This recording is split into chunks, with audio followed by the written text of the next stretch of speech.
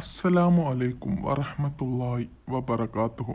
SSLC, +2, +1 തുടങ്ങിയവയുടെ പരീക്ഷകൾ കഴിഞ്ഞു റിസൾട്ട് കാത്തിരിക്കുന്നവരാണോ നിങ്ങൾ? എങ്കിൽ ഉന്നത വിജയം പ്രതീക്ഷിച്ചു നിൽക്കുന്നവർക്ക് ഏറ്റവും ഉപകാരപ്രദമായ മഹത്തായ ഒരു ദിക്റിനെ കുറിച്ചാണ് പറയുന്നത്. ഈ ദിക്ർ പരീക്ഷയുടെ റിസൾട്ട് വരുന്നത് വരെ മുടങ്ങാതെ ചൊല്ലിയാൽ നാം പ്രതീക്ഷിക്കുന്ന വിജയം ഉറപ്പായും ലഭിക്കുന്നതാണ്.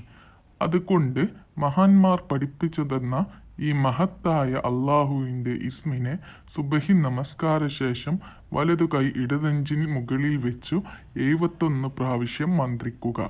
അതായത് യാ ഫത്താഹു യാ അല്ലാ, യാ ഫത്താഹു യാ അല്ലാ, യാ ഫത്താഹു യാ അല്ലാ എന്നത് 71 പ്രാവശ്യം സുബഹി നമസ്കാര ശേഷം വലതു കൈ ഇടനെഞ്ചിൽ വെച്ചു ചൊല്ലുക.